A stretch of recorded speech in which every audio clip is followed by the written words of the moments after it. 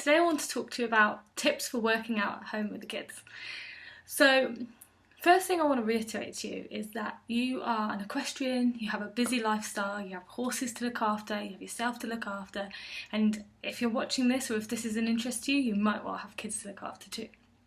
And that's a lot of responsibility, and as a mum, or even as a horse owner, sometimes we become the last focus. So we put off our exercise so that we can concentrate on our horse. We put off our exercise because we've got to make the kids tea, we've got to do something else, we've got to change the beds. And I don't have time, or I can't make time is pretty, I wouldn't say it's a valid excuse, but it's a reason why it can be more difficult and complicated to fit in training into our lifestyle, which is why trying to create something that you can do from home is a more sustainable way. And there are ways that you can train with the kids. And first thing I want to say to you is, when you look on Instagram or you look on Facebook and you look at these mums working out with their kids and they're wearing matching outfits and they're doing like yoga with the baby on their head, these are amazing people, and I have no doubt that they have amazing relationships with their children through exercise. But let me just be clear, this is Instagram.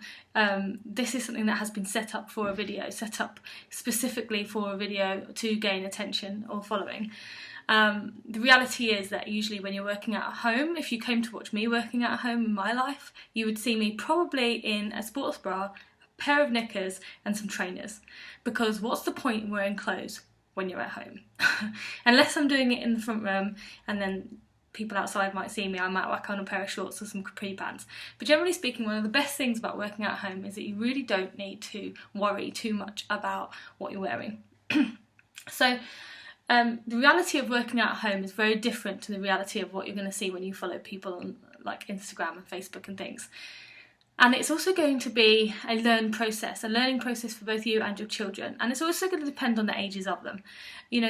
And I think you have to have the expectation that when you are working out from home with children that you may well have to stop your workout. And that is the luxury that comes with being able to put them in childcare and going to the gym, that you will have a set period of time. When you work out at home, you have to be reasonable with yourself. You have to say to yourself before you go into it that it might not work out today and it might not work out tomorrow. But as your kids learn that your time is your time, then it becomes easier. And I've worked out since my kids were young, but it still takes a learning process for them to realise, oh, mummy's doing exercise, that's really boring. So please expect when you first start doing a workout programme, they're going to jump on top of you, they're going to crawl underneath you when you're doing planks or downward dogs, they're going to want to join in, and you're going to get all excited because you're going to have this vision of this perfect like little family and you're all joining in doing exercise together. I have that too. And then suddenly they're going to throw a bowl of Cheerios on the floor and there's going to be milk everywhere and the dog, I don't know, it's going to go crazy, and you have to expect that. And it comes with time.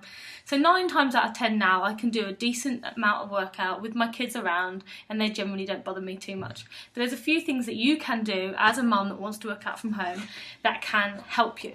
Don't stress. Working out from home is not the most important thing in your life. It's important that you allocate time to yourself and that you look after yourself, but it's not the most important thing in your day. So if your workout doesn't go to plan on that day, stop, take a few breaths. If someone has just thrown up somewhere, or something, box of Cheerios is gone. I remember I did a workout once and there was a whole box of Cheerios down the toilet and it was my fault and I should have been paying attention and I wasn't, and it went wrong. So you just have to accept the fact that it's not the most important thing in the day and that it might go wrong. Secondly, don't beat yourself up. If it doesn't go wrong, you have 6 other days in the week to make it go right, and at the end of the day, it's just a workout. So put it aside, move on. Try to keep the workout short. 20 to 30 minutes of intense work, that's plenty long enough to leave the kids to play. Obviously, depending on their ages, it does get easier as they get older. So mine are now 4 and 6, and I feel like I can actually work out for up to an hour, and they will generally leave me to it. So at first, 15 to 20 minutes, you're looking at high intensity interval circuits. Yes, it's going to be hard work. And so therefore faffing about with what kit you're going to need and what clothing you're going to need is not necessary. So I would say if you're first working at home, get a workout where you don't need any equipment, work out in your pants and your sports bra, don't even really need trainers if you're in the front room, and just get something. So have a plan.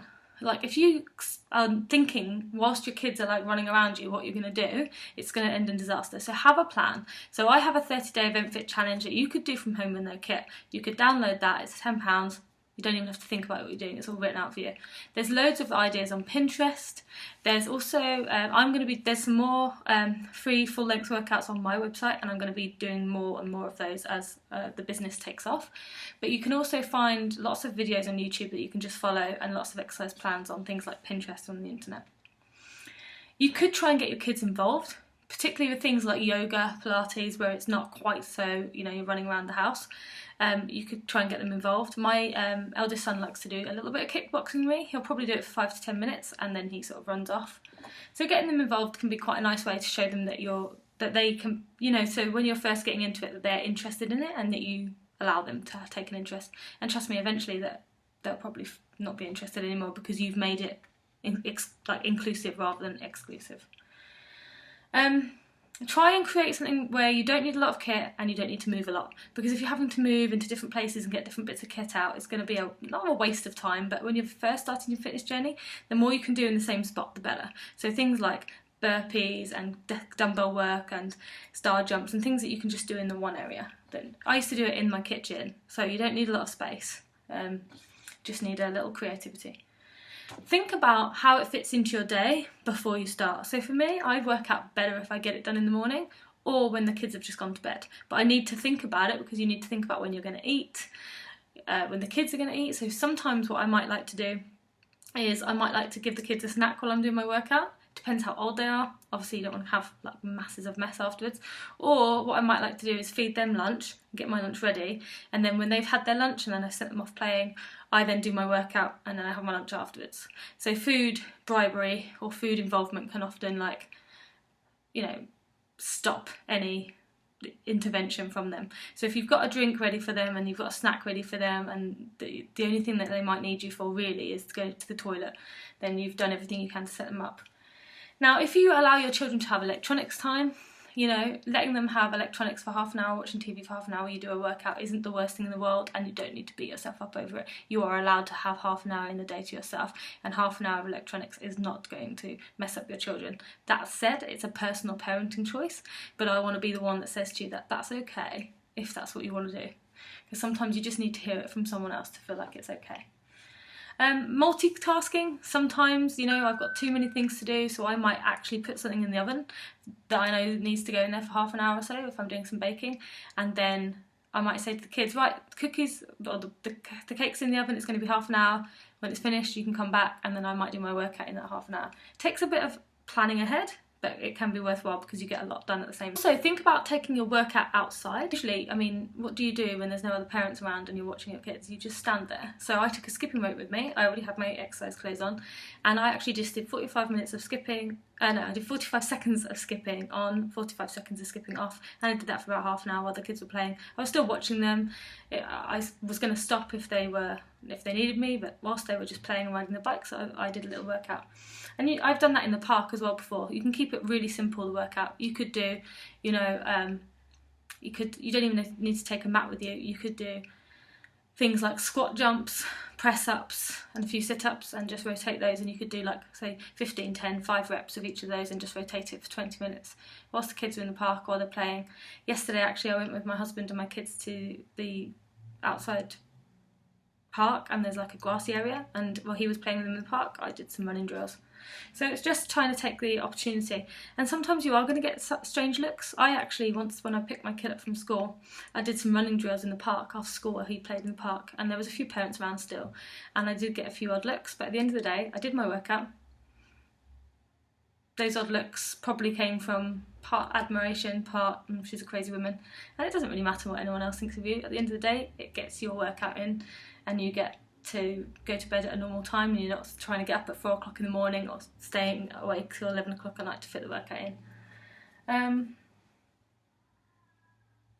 So yeah, they're my top tips. So just to reiterate, I would say don't stress because it's a learning process. So don't give up just because the kids threw the Cheerios everywhere, and don't give up just because you didn't get your workout in. It takes practice from you and the kids, and the more you do it, the less interesting it becomes for your kids and the less that they will interrupt you. Don't beat yourself up if it goes wrong, and don't beat yourself up if you feel guilty for taking half an hour for yourself. Your children will value your time better when you are de-stressed, when you've had the exercise hormones, and when you're a better mum than when you're sort of worrying about things and you haven't had the time to yourself. You are better for taking care of yourself. You cannot fill from an empty cup. Minimal need to move, minimal kit involvement. Have a plan so that you're not thinking about it last minute. Don't worry about the outfit. It's perfectly okay to exercise in a pair of pants and a bra. And if you can, take the work outside and involve your kids. So I hope that helped a little bit. If you have any questions, comments or funny stories, I would love to hear them down below. And I look forward to doing the next video soon.